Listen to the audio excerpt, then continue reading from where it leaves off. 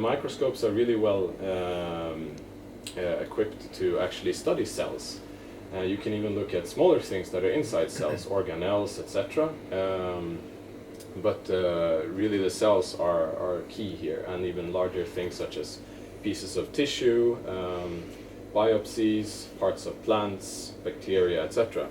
And the smaller things when it comes to DNA and genetics, we will hear more in the coming ones on PCR and CRISPR-Cas9 system.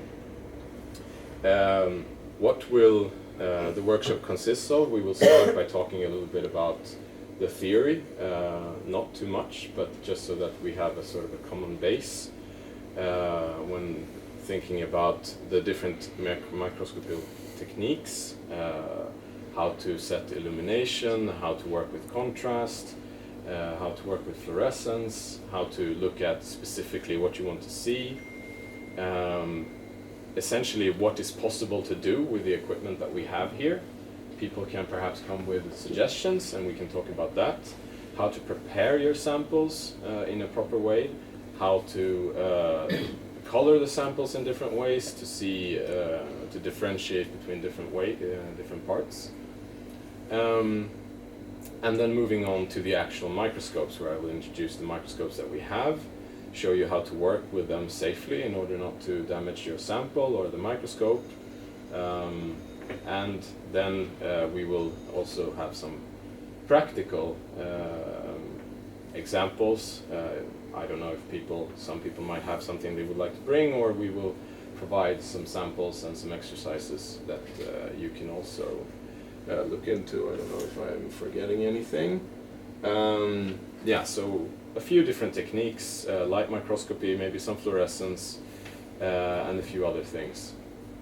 And if there is anything that anyone would like specifically for us to talk about, we would of course be more than happy to do that. If it's pre-processing or maybe even processing of the images that we will be acquiring with the microscopes, then we would be more than happy to talk about that. So if you're interested in this workshop, please come up after and sign the list here, and we'll come back to you with more information when we have completed that. So thank you.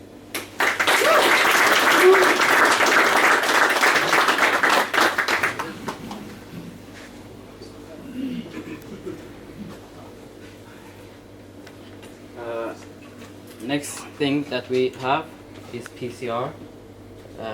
PCR is a really simple technique to multiply DNA.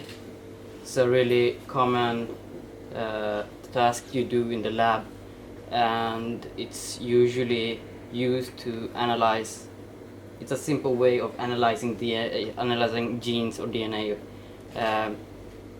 We will be using this I mean, if you ever have wondered, if you go to the pizzeria and you buy a pizza and it's beef on it, and you're wondering is this really beef or is it donkey meat, then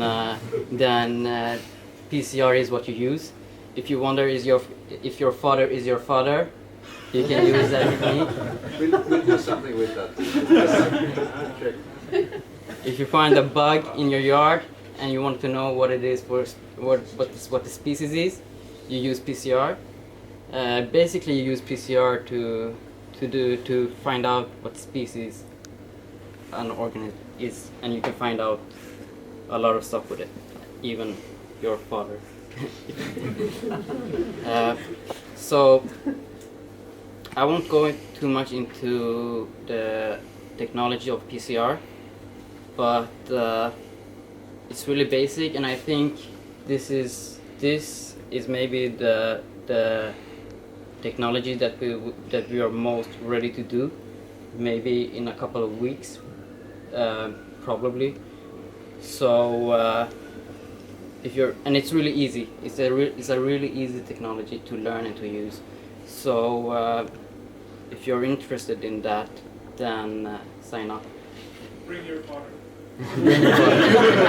Bring a sample of your product. And Sina, we have like three different PCR machines, right? No, we have one. We have bought the open PCR machine, so we have a PCR machine, and we have the electrophoresis and We're just missing the regions that we will buy. But I just wonder, is it just standard PCR or real time? No, or it's just standard PCR. Standard. yeah, so sign up. It's going to get fancier with real time. Well, I'm Ola, by the way. Hi. My background is I'm a chemist, a medicinal chemist, and now I'm going to talk about CRISP. And it's not, I've done these sort of labs, maybe not CRISP, but PCR when I did my training as a pharmacy student. But that was like 15 years ago. So I can't really do this. But that's why I'm here also, to learn. And that's also why I want you to join us on these workshops.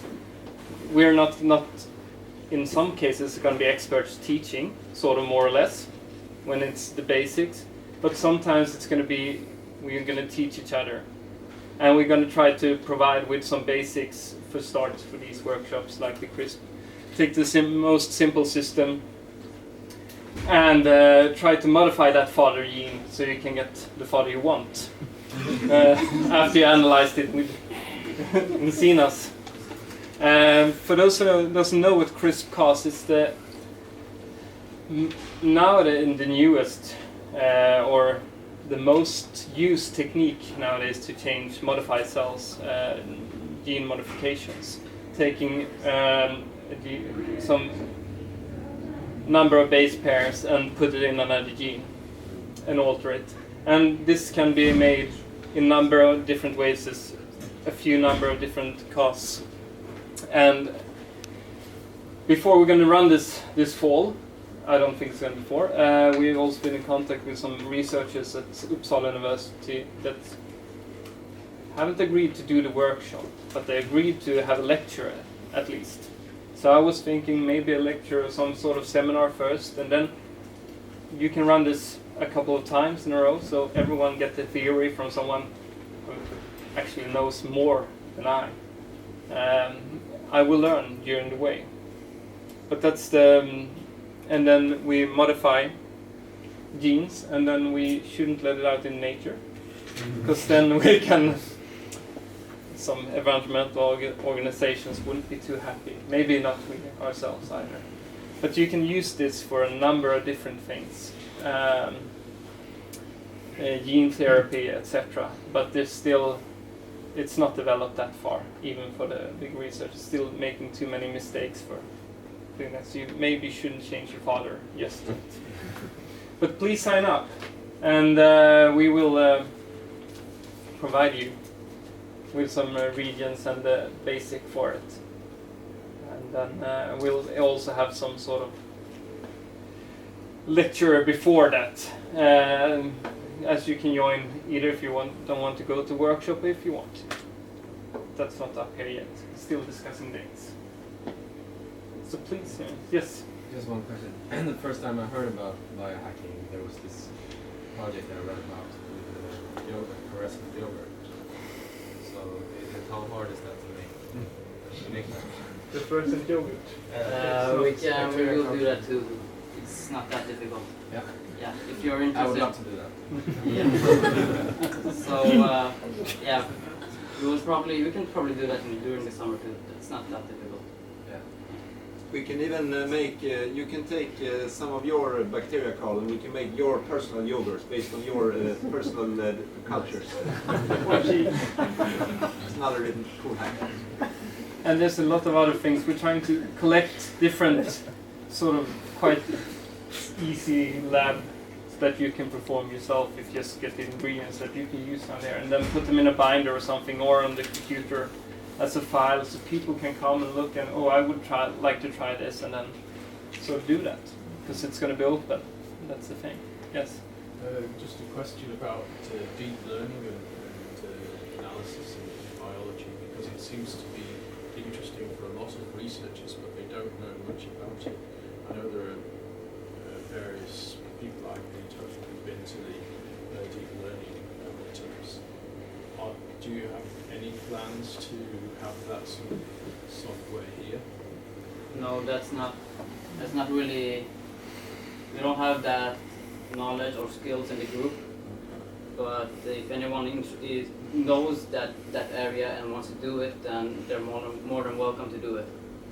Because that's sort of lacking, like even Karolinska, everywhere, Uppsala, they all say the same thing. Yeah, And, there actually is. that's a lacking knowledge. So and we're lacking it too. So, but if anyone knows that and wants to do it, they're welcome. Because there's a very good open source program that even has extensions for bio research. Could be worth looking into.